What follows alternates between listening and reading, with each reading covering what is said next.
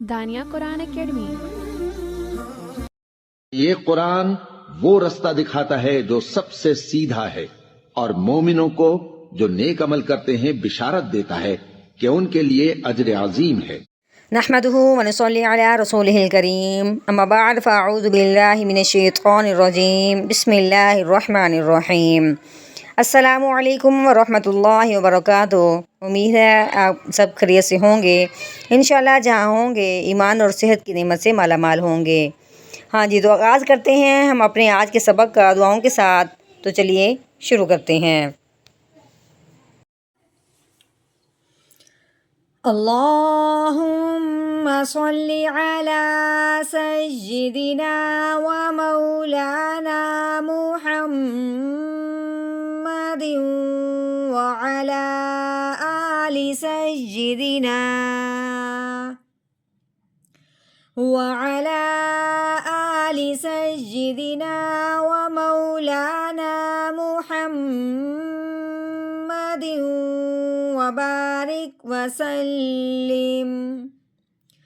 رب اشرح لی صدری ویسر لی امری واحلل عقدۃ من لسانی یفقہوا قولی۔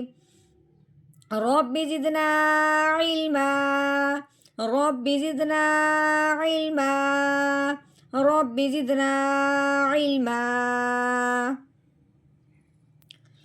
اعوذ باللہ من الشیطان الرجیم، بسم اللہ الرحمن الرحیم۔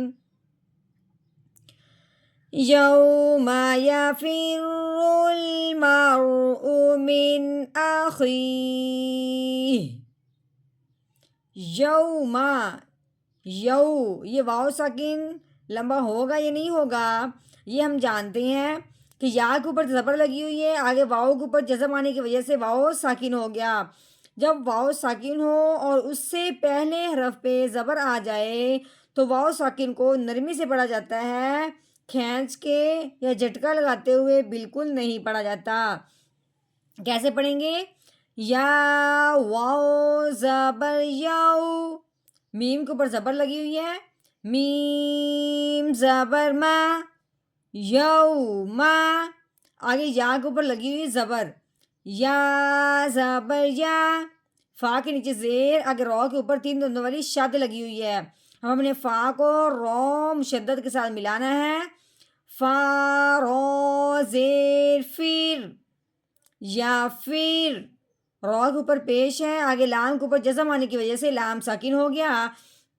اب ہم نے رو کو اس لام ساکن کے ساتھ ملانا ہے، درمیان میں جو الف ہے اس کے ساتھ نہیں ملانا۔ رو لام پیش رول، یا پھر رول، آگے میم کے اوپر زبر، رو کے اوپر جزم آنے کی وجہ سے رو ساکن ہو گیا۔ اب ہم نے میم کو رو ساکن کے ساتھ ملانا ہے، میم رو زبر مار، رو کے اوپر پڑھیں گے، رو کے اوپر جزم ہے، رو کے اوپر زبر یا پیش ہو تو رو موٹی پڑھی جاتی ہے، رو کے نیچے زیر ہو تو رو باریک پڑھی جاتی ہے، لیکن اس کے اوپر کوئی زبر زیر پیش نہیں ہے، جزم ہے۔ تو اب اس لیے اسی طرح ہم پیچھے دیکھیں گے، رو کے پیچھے کیا ہے؟ زبر یا پیش ہے تو رو پر پڑھیں گے، موٹی پڑھیں گے، رو کے پیچھے اگر زیر ہے تو رو باریک پڑھیں گے، ٹھیک ہے۔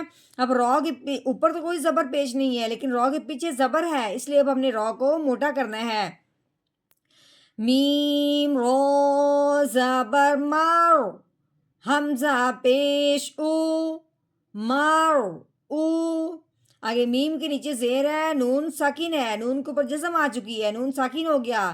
اب اپنے میم کو نون ساکن کے ساتھ ملاتے ہوئے پڑھنا ہے۔